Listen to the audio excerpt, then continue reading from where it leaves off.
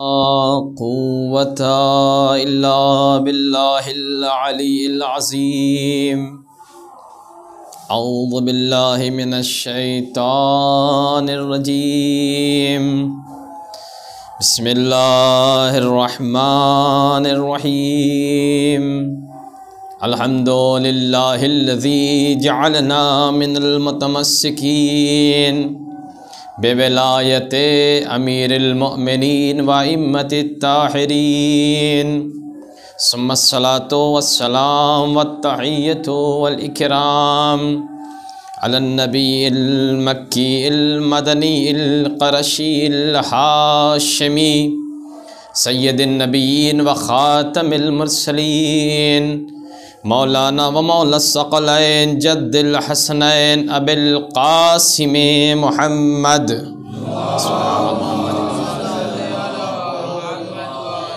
وآلہ الطیبین الطاہرین المعصومین المظلومین المنتجبین المنتخبین، ولعنۃ اللہ علی اعدائہم اجمعین من لیلنا ھذا الى قیام یوم الدین. اما بعد فقد قال اللہ تعالی فی القرآن المجید وقولہ الحق.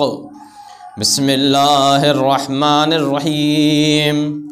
انما انت منذر ولکل قوم حاد. صلوات پڑھتے محمد وآلہ محمد.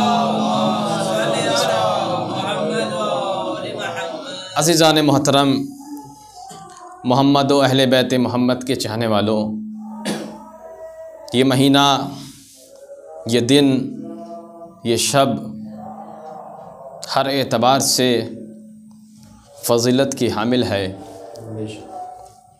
کہ اور کسی مہینے کے پہلی جمعرات کے بارے میں روایت کے حوالے سے اس طرح کی فضیلت کا ذکر نہیں ہے جو ماہ رجب، جسے لیلۃ الرغائب کہا گیا ہے، کہ اس شب میں اللہ بندوں کی مغفرت کرتا ہے، دعائیں قبول کرتا ہے. اور شب جمعہ جو ہمیشہ کے اعتبار سے محترم ہے، لیکن یہ 3 دن جو ہیں، 3 رجب سے 5 رجب تک، توجہ کیجیے گا، یہ ہمارے 10ویں امام سے منسوب ہے.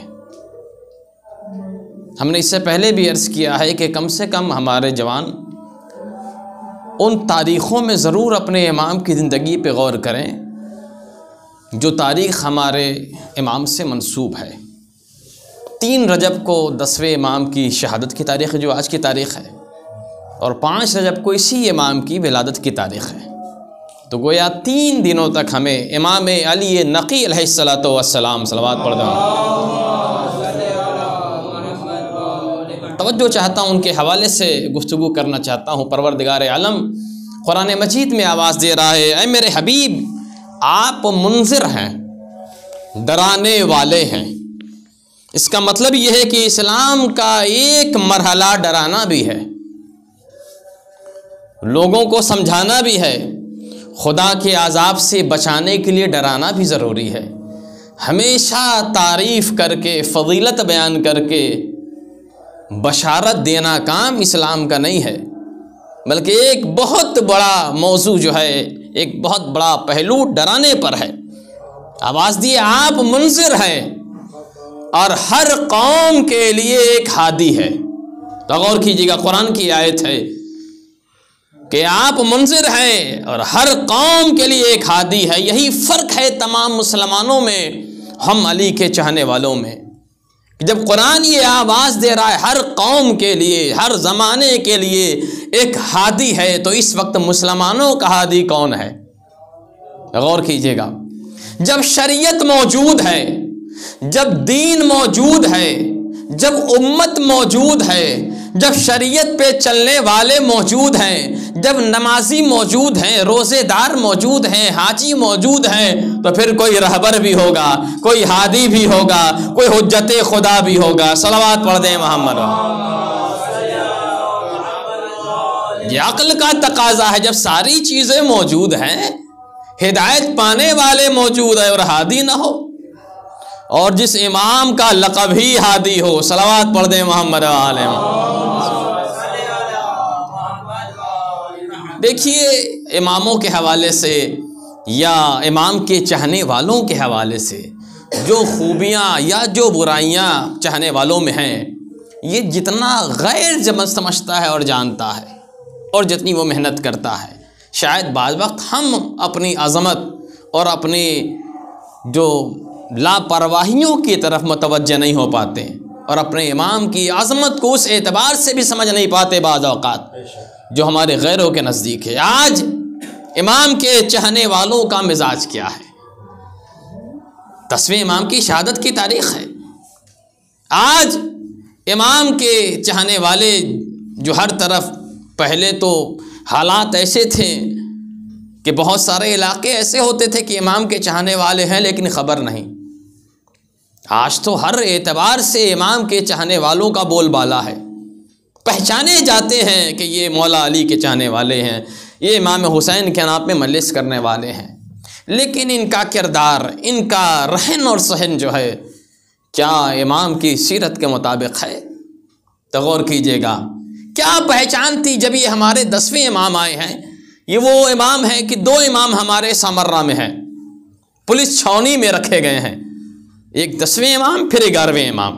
زمانہ کتنا خراب ہے، زمانے کا بادشاہ کون ہے؟ ذرا غور کیجیے گا کہ متوکل جیسا خبیث اور ظالم بادشاہ امامت کے حوالے سے آج تک کوئی نہیں گزرا جس نے ہمارے اماموں پہ ظلم کیا۔ میں ایک بات آپ کے سامنے دلیل کے طور پیش کرنا چاہتا ہوں، اور یہ دیکھیے کہ ہماری پہچان کیا تھی اور ہم کیا ہو گئے۔ ہم نے وہ پہچان کھو دی یا بہت کم دکھنے کو ملتی ہے۔ وہ کیا ہے؟ متوکل کے سامنے اس کے ایک مشیر نے رپورٹ پیش کیا کہ اے بادشاہ، اب علی کے چاہنے والے دنیا سے ختم ہو گئے، ہم نے ختم کر دیا، کیونکہ یہی وہ بادشاہ ہے جس نے کربلا پہ 12 حملہ کیا کہ امام حسین کی قبر بھی زمین سے برابر کر دی جائے اور کسی کو پتہ نہ چلے کہ قبر حسین کہاں ہے۔ پہلے پابندی لگائی کہ آنا نہیں ہے، آنا ہے تو ایک اولاد قربان کر کے آنا ہے۔ جب ہر اعتبار سے قبر حسین سے نہ روک سکا، اسے خبر ہی نہیں کہ تم حسین ابن علی کو کیا مٹاؤ گے۔ اگر سچے دل سے جو لوگ حسین کو پکار لیں، جب وہ نہیں مٹ سکتے تو حسین کی یاد کیسے مٹے گی؟ صلوات پڑھ دیں محمد رجب کا مہینہ ہے، یہ ہمارے اماموں کا مہینہ ہے، 4 امام کی ولادت کی تاریخ ہے۔ صرف میٹھی چیزیں کھانے کے لیے جب کا مہینہ نہیں ہے، عبادت کا مہینہ ہے، اماموں کی سیرت پہ غور کرنے کا مہینہ ہے۔ ہماری کیا پہچان تھی، ہماری کیا علامتیں تھیں، ہم کہاں کھوئے ہوئے ہیں، کہاں کے سب ختم ہو گئے۔ جس نے کربلا ختم کرنے کی کوشش کی ہو، قبر حسین ختم کرنے کی کوشش کی ہو، تو اس نے کہا اچھا تمہیں کیسے یہ پتا؟ کہ ہم نے آپ کے حکم سے جو بھی آل رسول دکھائی دیا، جو بھی علی کا چاہنے والا دکھائی دیا، اسے قتل کرتے چلے گئے، یا تو زندان میں رکھ دیا ہے یا ختم کر دیا ہے۔ کہا اچھا تم مطمئن ہو؟ کہا کہ نہیں، ایک اور آزمائش کا طریقہ ہے۔ کہا کیا؟ کہا جاؤ سامرہ کے بھرے بازار میں کسی بھی انسان کو جو دیکھنے میں کمزور ہو، غور کیجیے گا، اسے بازار میں اپنے سپاہیوں کو حکم دو کہ بغیر کسی وجہ کے، بغیر پوچھ تاچھ کے اسے مارنے اور پیٹنے لگو۔ اگر ایک آدمی بھی کوئی اس کی حمایت میں بول پڑے، توجہ کیجیے گا، تو سمجھ لینا ابھی بھی علی کے چاہنے والے زندہ ہے۔ آپ نے غور نہیں کیا، متوکل جیسا ظالم بادشاہ کہتا ہے بغیر کسی قصور کے، بغیر کچھ پوچھے تم کسی بھی شخص پہ حملہ کرو، اگر ایک آدمی بھی اس مظلوم کی حمایت میں بولنے لگے تو سمجھ لینا کہ ابھی بھی علی کا چاہنے والا زندہ ہے۔ یہ وہ دور تھا کہ علی والا کبھی بھی مظلوم کی مظلومیت پہ خاموش خاموش نہیں رہ سکتا. اور یہ آج کا دور ہے کہ کوئی علی کا چاہنے والا ظلم کا شکار ہو اور لوگ آپس میں خوشیاں منائیں. صلوات پڑھ دیں محمد کیا یہ کہاں کس جگہ نہیں ہو رہا ہے کہ کوئی کمزور انسان جس پر ظلم ہوتا ہے اور اسی سماج کا مظلوم آدمی ہو، یہ بہار کی بات ہو، یو پی کی بات ہو، ہندوستان کی بات ہو، کیا لوگ خوشیاں نہیں مناتے؟ یہ ہماری پہچان تھی کہ ظالم یہ اقرار کر رہا ہے کہ اگر کوئی بھی حق کی حمایت میں بولنے لگے تو سمجھ لینا وہ علی کا چاہنے والا ہے. تو ہم نے اپنے اماموں کی زندگی پہ غور نہیں کیا. اور یاد رکھیے گا یہی اولاد رسول اپنے زمانے کی حجت ہیں اور انہی کی سیرت پہ عمل کر کے انسان نجات پائے گا. آج بھی زمانے کو یہ دعوت ہے کہ احترام سے، عزت سے، محبت سے در اہل بیت پہ آ جائیں، ورنہ مجبور ہو کر، پریشان ہو کر، ذلیل ہو کر پھر اسی در پہ آنا پڑے گا. اور اگر یقین نہیں تو آپ بھی انتظار کیجئے، ہم بھی انتظار کر رہے ہیں. ایک زمانہ آئے گا اسی امام کا جب پوتا آئے گا تو سب اسی در پہ آئیں گے. صلوات پڑھ دیں. میں آپ کے سامنے دلیل پیش کروں گا کہ اللہ موقع دیتا ہے کہ عزت کے ساتھ، احترام کے ساتھ آج بھی اولاد رسول کے در پہ آ جائیے، ورنہ زمانہ ایسا مجبور کرے گا کہ آپ مجبوری کی بنیاد پر پریشان ہو کر، ظلم کا شکار ہو کر ایک نہ ایک دن در اہل بیت، در اولاد رسول پہ آنا پڑے گا. آپ دیکھ رہے پولیس چھاونی ہے سامرا اور ہمارے امام کو وہاں قید رکھا گیا ہے. اور اس دربار میں جو ظالم کا دربار ہے، عراق کا عالم اٹھا اور اس نے کہا کہ دیکھو سلونی سلونی، جو پوچھنا ہے مجھ سے پوچھ لو. ہم محفلوں میں، مجلسوں میں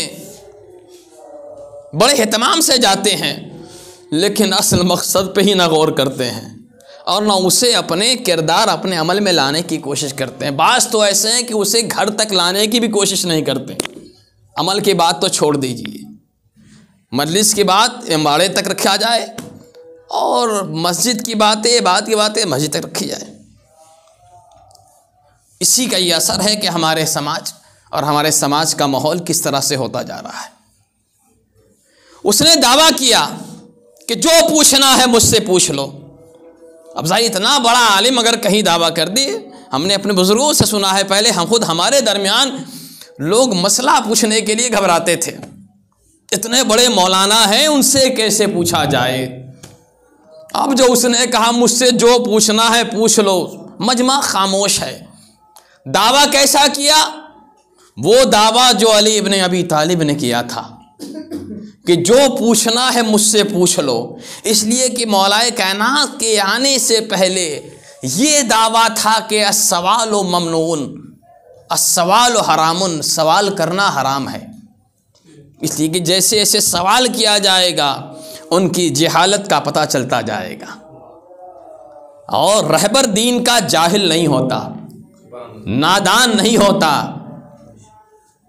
تو جب یہ سوال کیا، مجمع میں سناٹا ہے، ایک علی کا چاہنے والا اٹھا. ذرا دیکھیے، جہاں جان ہتھیلی پر ہو وہاں پہ حق کی بات کرنا آسان نہیں ہوتا. اور حدیث میں موجود ہے کہ اصل حق یہ ہے کہ ظالم بادشاہ کے سامنے کوئی سچ بول دے اور کوئی حق بول دے. اپنے مجموع میں حق سنانا آسان ہے. کہ اچھا تو یہ دعویٰ جو کر رہا ہے، کیا یہ تجھے دعویٰ سوچ سمجھ کر کیا ہے، ہوش و حواس میں کیا ہے؟ کہاں، میں بہت بڑا عالم ہوں، جو پوچھنا ہے پوچھ لو. پھر علی کے چاہنے والے نے کہا ایک بار غور کر لو، اس لیے کہ یہ دعویٰ میرے مولا علی ابن ابی طالب نے کیا تھا. کہاں، میں بھی یہ دعویٰ آج سامرہ میں کر رہا ہوں کہ ایک بار غور کر لو. اس نے کہا نہیں، آپ جو پوچھنا ہے پوچھ لیں، کہ ٹھیک ہے، میرا سوال یہ ہے کہ یہ بتائیے جناب آدم کے زمانے میں حج واجب تھا یا نہیں؟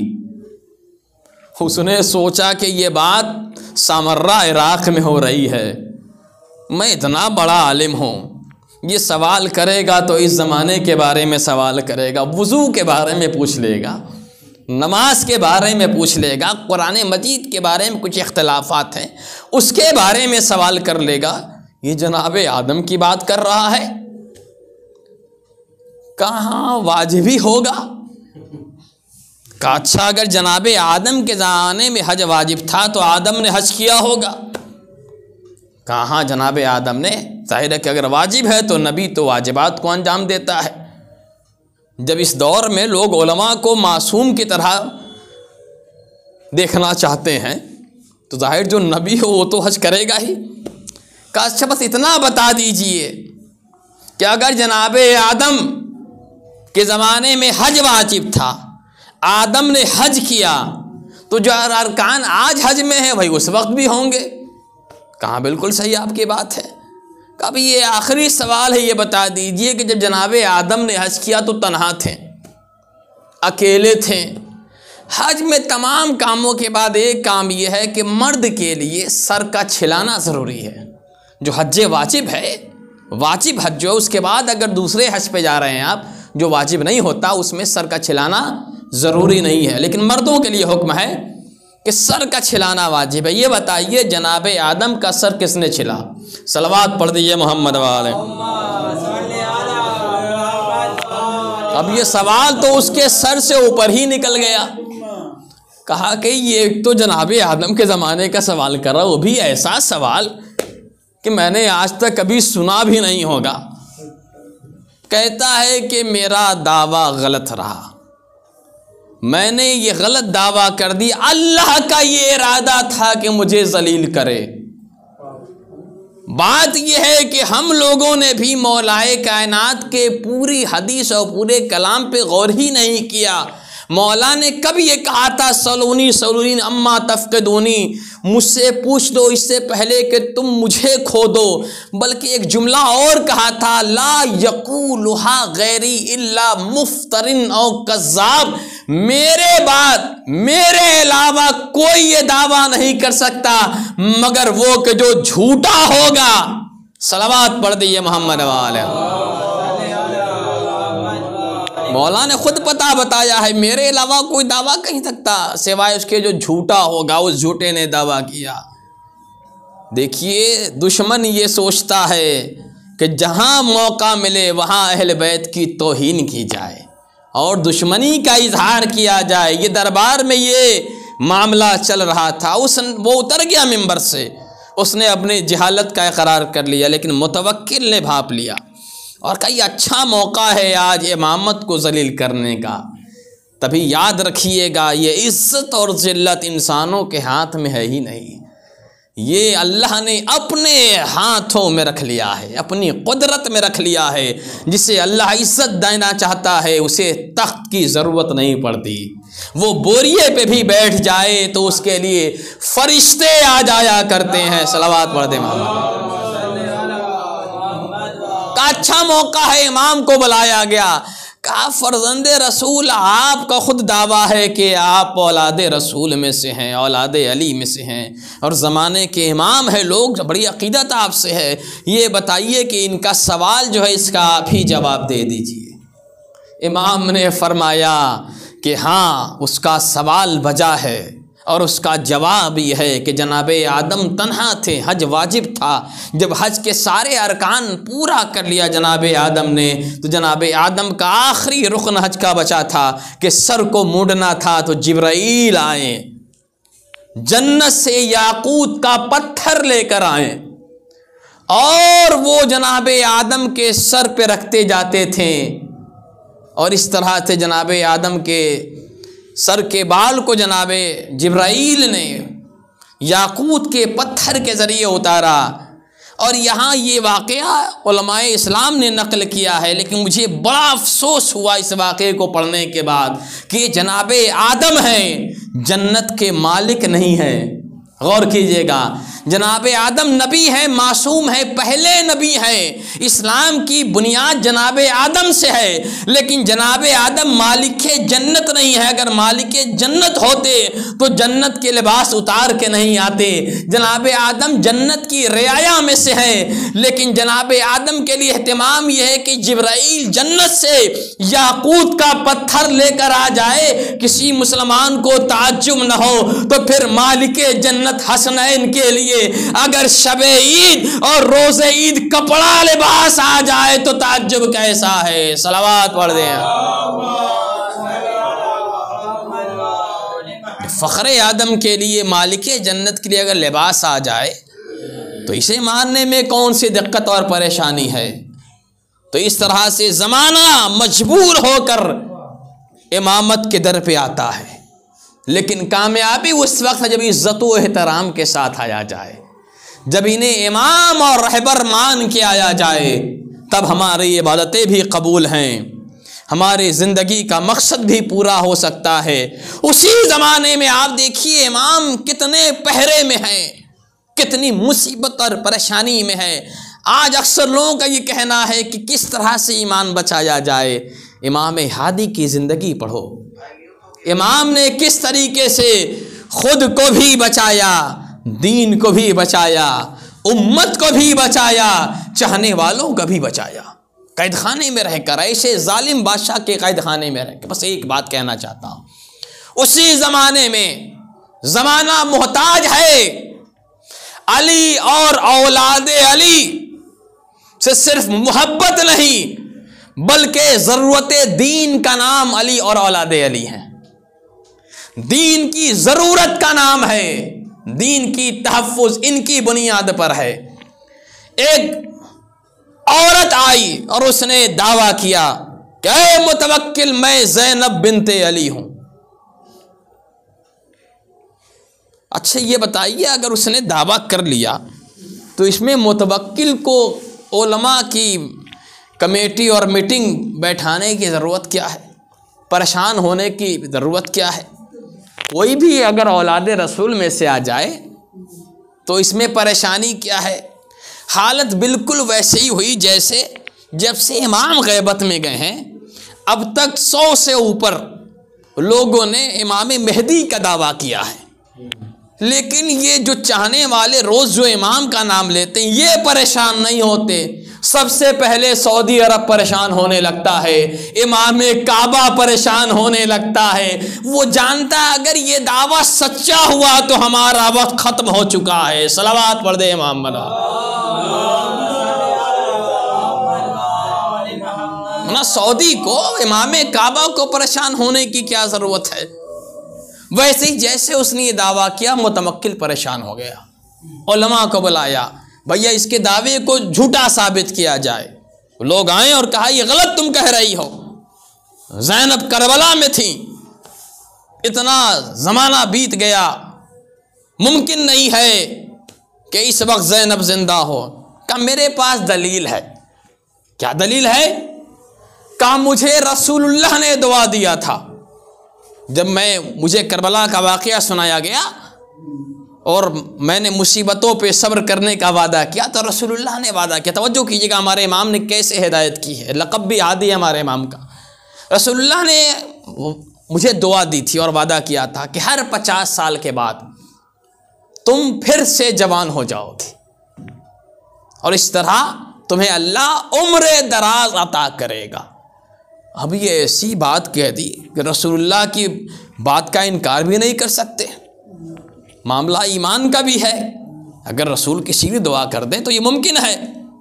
سارے لوگ عاجز اور پریشان ہو گئے، پھر اسی در پہ آنا پڑا کہ جو زمانے کا سچا ہادی اور رہبر تھا، اور پھر وہ زمانہ آئے گا کہ اسی در پہ سب کو آنا ہوگا۔ آج ہماری دعوتیں لوگوں سے اسی لیے ہیں کہ آج بھی راہ حق کو سمجھ لیں، آج بھی اپنے زمانے کے امام کو پہچان لیں ان کے آنے سے پہلے۔ اگر اپنے ایمان کی سلامتی، اپنے دین کی سلامتی چاہتے ہیں، اپنی نجات چاہتے ہیں، پھر متوکل نے امام کو بلوایا قید خانے سے، اور دیکھیے یہ آپ کے گھر کی بات ہے. یہ عورت دعویٰ کر رہی ہے کہ زینب بنت علی ہوں. دلیل بھی اس کی بڑی مضبوط ہے. کوئی عالم اس کا جواب نہ دے سکا. امام نے کہا اس کا دعویٰ جھوٹا ہے. کہا یہ تو بات تو سب کہہ رہے ہیں, لیکن مجھے کوئی ایسی دلیل دیجئے کہ جسے ہم اسے جھوٹا ثابت کر سکے. امام نے کہا میرے پاس بہت بڑی دلیل ہے جس سے فیصلہ ہو جائے گا کہ یہ جھوٹ بول رہی ہے یا سچ کہہ رہی ہے. کہا کیا دلیل ہے؟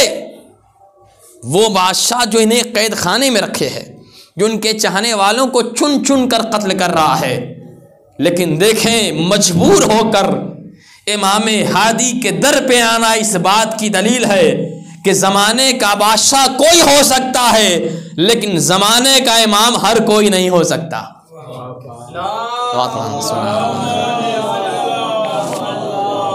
امام نے کہا ایک دلیل میرے پاس ہے, اس کا اگر یہ جواب دے دے سچی ہے. کہا کیا؟ کہا ہمارے نبی نے فرمایا ہے کہ اولاد فاطمہ زہرا پر جس طرح آگ حرام ہے, کوئی آگ ان پر اثر نہیں کر سکتی, اسی طریقے سے درندوں پر ان کا خون حرام ہے. جانور کی بات امام نے نہیں کی. جو درندے شکل نہیں دیکھتے, مسلک اور مذہب نہیں دیکھتے ہیں, یہ الگ بات ہے کہ انسانوں میں کچھ ایسے درندے ہیں. صلوات پڑھ دے محمد والے, جو کسی کی شرافت نہ دیکھے, کسی کی عظمت نہ دیکھے, مسلک اور مذہب کا خیال نہ رکھے, جو یہ نہ دیکھے کہ کون کریم ہے, کون شریف ہے, کون عزیز ہے, وہ انسان نہیں ہے. درندوں کو اس چیز کا خیال نہیں ہوتا. مسلمان چلا جائے, ہندو چلا جائے, عیسائی چلا جائے, وہ سب کو کھا جائیں گے. امام نے فرمایا درندوں پر ان کا خون حرام ہے. اگر واقعی اس کا دعویٰ سچا ہے تو اسے بھوکے درندوں کے بیچ میں بھیج دو. اگر بھوکے درندوں نے اسے چھوڑ دیا تو یہ واقعی فاطمہ زہرا کی بیٹی زینب ہے. امام نے جو دلیل پیش کی, دلیل بڑی مضبوط تھی. بادشاہ نے اس سے کہا اگر تو دعوے میں سچی ہے تو ہمارے دربار میں وہ جگہ موجود ہے جہاں پہ بھوکے شیر رکھے گئے ہیں, اسے وہاں بھیج دیا جائے. جیسے ہی اس نے یہ سنا, اب تک بہت سارے لوگوں کے جواب سنے تھے, کانپنے لگی. کہتی ہے کہ میں جھوٹی ہوں, میرا دعویٰ جھوٹا ہے. تو میں نے جب یہاں تک پڑھا تو فوراً میں رک گیا اور کہا تیری غیرت پہ سلام کہ تو نے امام کی عظمت کو پہچان لیا. جیسے ہی امام نے کہا جھوٹی تھی اتنی دیر کے لیے, لیکن جیسے ہی امام نے کہا اب اہل بیت کے مقابلے پہ نہیں آئی, رک گئی. کہا میرا دعویٰ جھوٹا ہے. دو ہی موقع نظر آئے. ایک مباہلے میں عیسائیوں نے دیکھ کے کہا تھا ہم جھوٹے ہیں, یہ سچے ہیں. ایک دربار متوکل میں اس عورت نے کہا کہ امام علی نقی سچے ہیں, ہم جھوٹے ہیں. صلوات.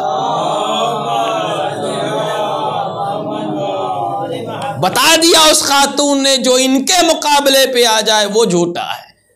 اب جیسے ہی اس نے کہا کہ میرا دعویٰ غلط ہے, پھر موقع ملا متوکل کو اور کہتا ہے اب آپ نے خود ہی دلیل دی ہے اور آپ خود فرزند رسول میں سے ہیں, اولاد علی اور زہرا میں سے ہیں, آپ جا کر بتائیے, اس دلیل کو مکمل کیجئے.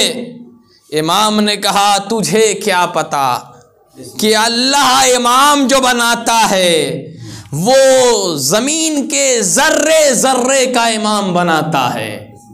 امامت غلبہ بالسیف سے حاصل نہیں ہوتی کہ تلوار کے زور سے امامت حاصل کر لی جائے. یہی فرق ہے ہم شیعان حیدر کرار تمام مسلمانوں کے درمیان کہ ہم نے نبی کے بعد علی کی خلافت اور امامت کو مان لیا, چاہے 25 سالوں تک علی ابن ابی طالب نے مسجد مدینہ میں نہ نماز پڑھائی نہ خطبہ دیا, خاموشی کی زندگی گزارتے رہے, لیکن علی ہر لمحہ امام تھے, ہادی اور رہبر تھے, اور جسے زمانے نے تلواروں کے سائے میں لا کر کھڑا کر دیا.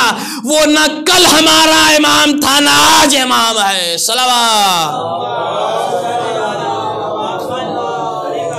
یہی فرق ہے ہم شیعان حیدر کرار میں کہ امامت ظلم کے ذریعے حاصل نہیں ہو سکتی، امام مظلوم ہوتا ہے. اور جیسے ہی یہ کہا کہ ہم حاضر ہیں اس لیے کہ تمہارے جیسے اگر انسان امام کو نہ پہچان سکے تو درندے بتائیں گے کہ امام کون ہے. اور یہ کہہ کے امام چلے گئے. جیسے ہی امام بھوکے شیروں کے درمیان گئے، توجہ کیجیے گا اللہ کیا اہتمام کرتا ہے. جیسے ہی گئے وہ بھوکے شیر جو کسی انسان کو دیکھ کر دوڑ جائیں وہ بھی دوڑیں. متوکل خوش ہوا، لیکن جیسے ہی قریب آئے جہاں جہاں امام کے قدم پڑتے تھے وہاں پہ وہ سر جھکا دیتے تھے اور آ کر امام کے قدموں کے پاس گر کر بوسہ لینے لگے. اور شاید انہوں نے آواز دیا ہو جب متوکل جیسے انسان امام پر ظلم کرنے لگے اور امام کو نہ پہچان سکے تو اللہ ہمیں حکم دیتا ہے کہ ہم پہچانوائیں امام کون ہوتا ہے. بڑا حساس جملہ آپ کے سامنے عرض کرنے جا رہا ہوں، توجہ کیجئے گا کہ درندوں نے بتایا کہ وقت کا امام کون ہے. مجھے سمجھ میں نہیں آتا میں قاتلان حسین کو کیا نام دوں،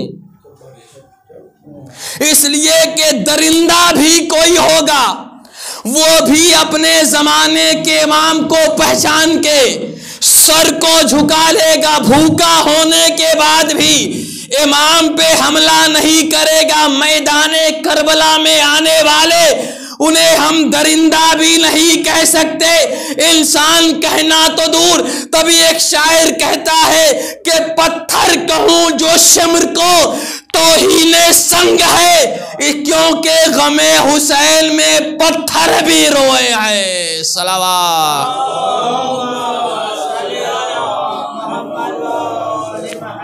درندہ بھی امام کی عظمت کو جانتا ہے، لیکن وہ لوگ جنہوں نے اماموں پر ظلم کیا، امام کے چاہنے والوں پر ظلم کیا، وہ درندہ صفت بھی نہیں تھے. انہیں درندہ کہا جائے تو یہ انصاف نہیں ہوگا. جانوروں کو بھی عظمت اہل بیت اطہار پتہ تھی. عزیزو، شہادت کا دن تھا، جناب زہرا کے ایک فرزند کی شہادت کی تاریخ تھی. یہ عجیب تاریخ کا مظلومانہ پہلو ہے کہ فاطمہ زہرا کے صرف 2 بیٹے مظلوم نہیں تھے، بلکہ جتنی اولاد اطہار جو ہدایت کے لیے آتی رہیں مظلوم ہوتی گئیں، ظلم کا شکار ہوتی گئیں. کیا خطا تھی فاطمہ زہرا کے بچوں کی. عزیزو، ایک تو قید خانے میں زندگی تمام ہو رہی ہے امام کی، اور اس پر سے ستم یہ کہ وہ امام جو قید خانے میں بھی رہ کر امت کے لیے دعائیں کرتا، ان کے فلاح اور بہبودی کے لیے کام کر رہا ہو، ہدایت کے لیے تڑپ رہا ہو اور ہدایت کے امور کو انجام دے رہا ہو، وہ وقت بھی آ گیا کہ 3 رجب ہے. عزیزو، امام کے اوپر اس سے پہلے کتنی مرتبہ حملہ ہوا. بس ایک روایت آپ کے سامنے عرض کروں گا، دل تڑپ جاتا ہے. عزیزو، ایک بار متوکل نے کہا جیسے ہی میں فرزند رسول امام علی النقی کو بلاؤں، کچھ جلادوں کو کچھ وحشیوں کو تیار کیا کہ دیکھو جیسے امام دربار میں آئے تم اپنی تلوار سے ان پر حملہ کر دینا. راوی کہتا ہے کہ جب امام دربار میں داخل ہوئے، ارے وہ جلاد جو ننگی تلوار لے کر کھڑے تھے کہ امامت پہ حملہ کر دیا جائے، اچانک ہاتھوں سے تلوار گر گئی اور ہمارا یہ 10واں امام اس وقت بچ گیا. جب ان سے پوچھا متوکل نے کہ کیا وجہ ہوئی کہ تمہیں یہ ہدایت دی گئی تھی کہ آتے ہی حملہ کر دینا، ان لوگوں کا کہنا تھا کہ ہم نے کیا دیکھا فضا میں، ارے کچھ ایسے لوگ تھے جن کے ہاتھوں میں تلوار تو دکھ رہی تھی لیکن ان کا چہرہ نہیں دکھ رہا تھا. ہم خوف کے مارے اپنے تلواروں کو ہم نے پھینک دیا. اللہ اللہ. ارے جب یہ واقعہ پڑھتا ہوں دل تڑپ جاتا ہے۔ ہائے امام ہادی پہ اس وقت حملہ ہوا لیکن امام بچ گئے۔ ہائے یہ کرامات، ہائے یہ اہتمام کربلا میں کیوں نہ ہوا جب شمر کا خنجر چل رہا تھا اور ایک مظلومہ ماں آواز دے رہی تھی، اے شمر بے حیا، ارے میرا بچہ ہے بے گناہ، اجرکم اللہ۔ عزیزو کئی بار حملہ ہونے کے بعد الغرض امام ہادی کو زہر دے دیا گیا۔